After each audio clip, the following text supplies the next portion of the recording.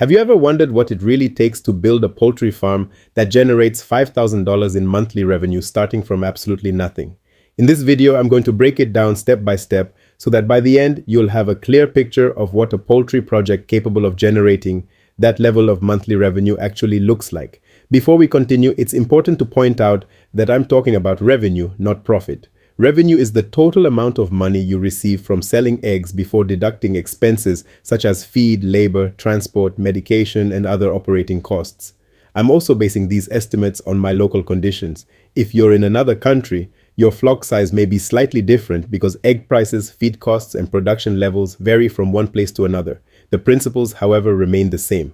For this video, I'm going to focus only on layer chickens. Based on real-world production, if your birds are performing at their best, you'll need about 2,500 layers. If production is moderate, plan for around 2,700 layers. If production drops to a lower level, you'll need approximately 3,100 layers. Those are the flock sizes required to generate around $5,000 in monthly revenue. So if you're starting from zero and your goal is to build a farm that can consistently generate that level of revenue, this is the range of birds you should be planning for. Now, the next question is, what does it take to keep that many layers? Let's start with the most important requirement, housing. The size of the poultry house depends on the number of layers you're planning to keep and the production level you're targeting. If you're planning for 2,500 layers, you'll need approximately 480 to 500 square meters of poultry housing when using a deep litter system. If you're planning for 2,700 layers, you'll need about 520 to 540 square meters. And if you're planning for 3,100 layers, you'll need approximately 600 to 620 square meters.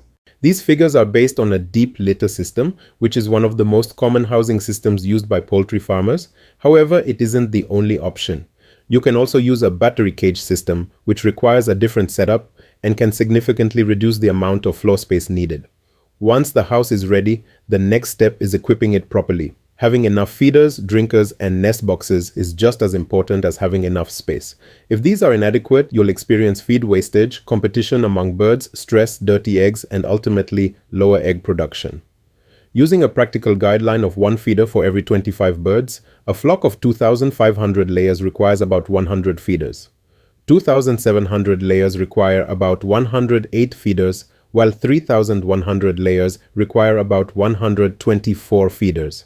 For drinkers, assuming one drinker serves 50 birds, you'll need approximately 50 drinkers for 2,500 layers, 54 drinkers for 2,700 layers, and 62 drinkers for 3,100 layers.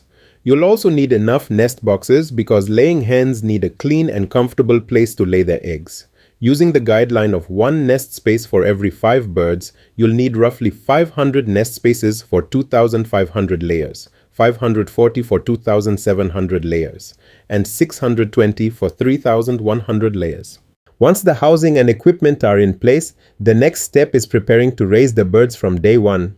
The first requirement is a properly prepared brooder. That means having a reliable heat source to keep the chicks warm during their first few weeks of life. Whether you use charcoal brooders, gas brooders, electricity, or another suitable heat source, maintaining the correct brooding temperature is essential. Cold chicks eat less, grow more slowly, and are far more likely to die. You'll also need brooding feeders and drinkers designed for young chicks, clean litter materials such as wood shavings, chick paper for the first feeds if necessary, and a dependable source of clean drinking water. When the chicks arrive, many farmers also provide glucose or vitamins in the drinking water to help reduce transportation stress and encourage the chicks to start drinking as quickly as possible. Biosecurity is another area you should never take lightly. Every poultry house should have a footbath with disinfectant at the entrance. Visitors should be kept to a minimum, equipment should be cleaned regularly, rodents and wild birds should be controlled, and any sick birds should be isolated immediately. Preventing disease is always cheaper than treating it. You'll also need to budget for vaccinations and routine health management. Follow the vaccination program recommended for your area and don't overlook lighting. Layers need a consistent lighting program to maintain good egg production, so plan for reliable lighting and, if possible, a backup power source in case electricity goes off. At this point, you might be wondering how much feed and capital does a project of this size actually require before it starts generating income? Let's start with feed. Feed is the biggest expense on a layer farm, and it's something you should plan for before buying even a single chick. Based on my planning, if you're rearing this number of birds, you should expect to use more than 25,000 kilograms of feed from the day the chicks arrive until they reach the stage where they can sustain production through egg laying. The exact amount will vary depending on the breed you keep, your feeding program, feed quality, mortality rate, and overall management, but it gives you a realistic picture of the scale involved. Besides feed, you'll also need enough working capital to cover the cost of day-old chicks, housing, equipment, vaccinations, medication, litter materials, electricity, water, labor, transport, and many other operating expenses before you sell your very first tray of eggs. Based on my local prices, you should be prepared to invest more than 80 million Ugandan shillings, which is roughly 22,000 US dollars. This isn't a universal figure because prices vary from one country to another, so treat it as a planning estimate rather than a fixed cost. I didn't arrive at these numbers by guessing. I used my Poultry Pro Planner to estimate the requirements for a project of this size based on my local conditions. If you'd like to calculate the costs using your own local prices, you can download the Poultry Pro Planner using the link in the description below.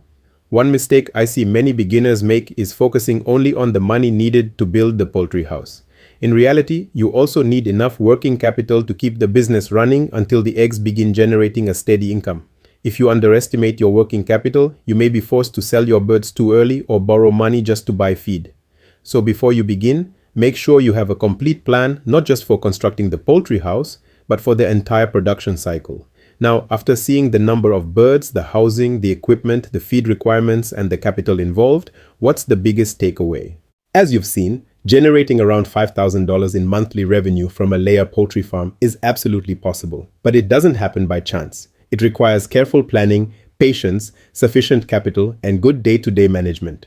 The purpose of this video wasn't to discourage you by showing the scale of the investment. It was to give you a realistic picture of what's required so you can plan with confidence instead of relying on guesswork. Remember, every successful commercial poultry farmer started somewhere. You don't have to begin with 2,500 or 3,100 birds if you don't have the resources today. You can start with a smaller flock, gain experience, reinvest your profits, and gradually expand until you reach your target.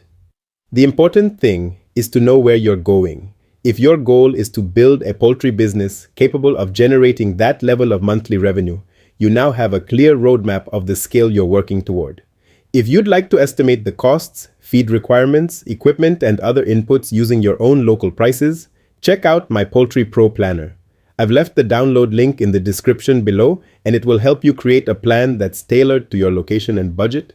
If you found this video helpful, give it a thumbs up, subscribe to the channel, and share it with someone who dreams of building a successful poultry business. Thanks for watching, and I'll see you in the next video.